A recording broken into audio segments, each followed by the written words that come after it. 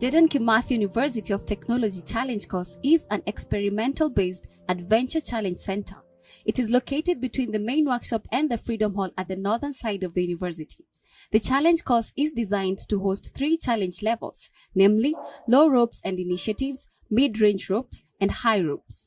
Through simulation and experimental learning, the activities of the challenge course orchestrate experiences that assist the university to bring out and accomplish several themes, among them teamwork, cohesion, endurance, environmental awareness, team management, cooperation, self-discovery, discipline, and compassion, among others. My name's Kennedy Moy. I'm the outdoor pursuits instructor, and I also double up as the instructor in martial arts called Kung Fu and Chori Jikempo. I work with the Directorate of Students' Welfare. So the outdoor is a small section within the Directorate of Students' Welfare, where I work as the outdoor pursuits instructor. The DeKUT Challenge Course is an open space where students and staff of DeKUT assemble after work, after classes, to learn experientially through games, team building, team challenge, and other activities that develop the team. Back in 2015, that's when we started building it. It was a response to our needs for students who climbed Mount Kenya every year. About 300 students and staff from DeKUT climb Mount Kenya every year, and we thought we had to get a laboratory where to teach them how to do tent pitching, for example, how to exercise so that they become physically conditioned, how to layer their clothing, what to wear, certain questions that you cannot ask when you're on top of Mount Kenya. We used it as a preparation ground or a lab where our students and staff could learn. We have a bunch of activities. Mainly there are 5, and one of them is the ropes course. Now, what you can see ahead of me here is a ropes course called a Mohawk walk. You can see a climbing wall, and you can see some other mid-range ropes on the other direction. So with the ropes, we have 3 categories: low ropes, mid-range ropes, and high ropes.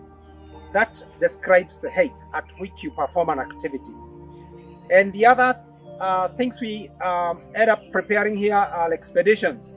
When the students do 5-day expeditions, 6-day expedition to Mount Kenya, they run the preliminaries from within here. Another thing we discuss here as a group is wilderness first aid courses. We sometimes ask ourselves, if somebody got a blister, or somebody got a cut, or anybody got tendonitis of the shoulders and you're hiking, how do we solve that?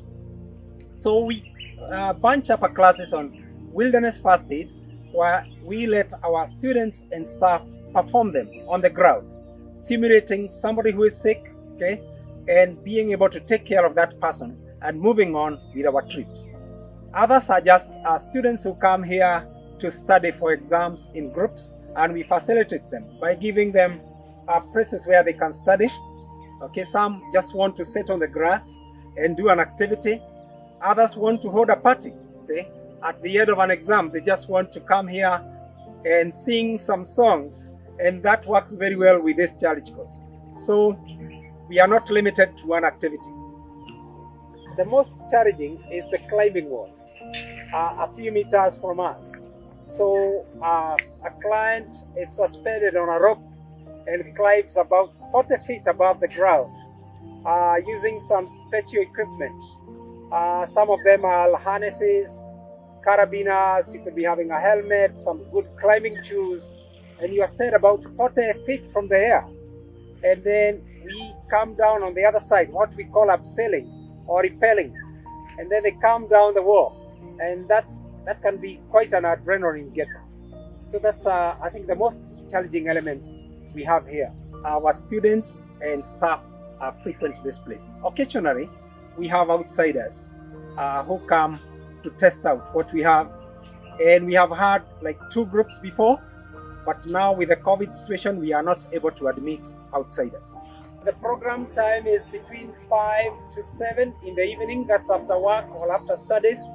But any group that feels they can come in the morning, we just have to plan with it and host them in the morning hours and when the weather is good. I think weather is also critical because we cannot make them climb some of the elements when it's raining or when it's dark for obvious objective hazards. We book the venue through the Directorate of Student Welfare by just writing something. They will give you a form to fill in so that we can determine the numbers, the time, and if there's a payment to do. We would like to welcome people who give us some seats so that we can plant. By that I mean we can build more elements using some little corrections. We haven't started that yet, but that's the plan. The Mohawk Walk, which is right behind me here, is an element on the low scale. We call it a DeKUT Challenge. It is meant for a group. At least a group of 5 can be able to perform it. It's continuous. It has different sections. One of the sections is here. Another one right there ahead of me. Another one, and 5 in all. Okay. So as the group comes, they are supposed to traverse, because Mohawk are Indians who used bridges on very steep escarpment to cross from one area to another. So we are simulating that, and it gets real sometimes, because once the clients get on top and they start connecting in a way, connecting here means holding hands, and they start traversing the Mohawk Walk. You can see how tricky it can become when you're on top. Okay, and they are holding hands and moving along. And the other point, they find a more stable cable, and at some point they are supposed to use a pulley to cross from one side to the other. When one of them comes back with the pulley, until the whole group is transported from one point to another point. On a group of 8, it takes roughly 20 minutes to get everybody from point A to the last point. You just have to be physically conditioned. Sometimes you have to have the right altitudes, because sometimes people fear falling. And with the support of the group telling you, like, I'm holding you, why are you falling? I'm here with you. That kind of an encouragement gives people the sight to be able to complete the Mohawk Walk. Sometimes they fall off and they are supposed to repeat. And it being a timed activity, we penalize marks. It's teamwork cultivation. It's also a cooperation activity. And sometimes you have to trust the equipment and your group members. So trust, cooperation, generally it's cultivating the teamwork aspect. It's another element we call the world bridge. Starts from one set of platform and lands on another one. And you cross an obstacle, which is a pool filled up with clean water, which is only about 1 meter deep, just in case the worst happens. So this is where you can do it individually or as a group. Okay, as an individual, I'll demonstrate how to do it. Okay, come with me.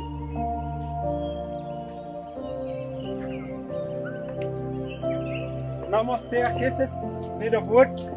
Okay, get on the tree line, balance yourself on the steel cables, and cut to the set.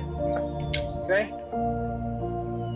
All right. Next, walk your hands forward, cross from one bucket to the other.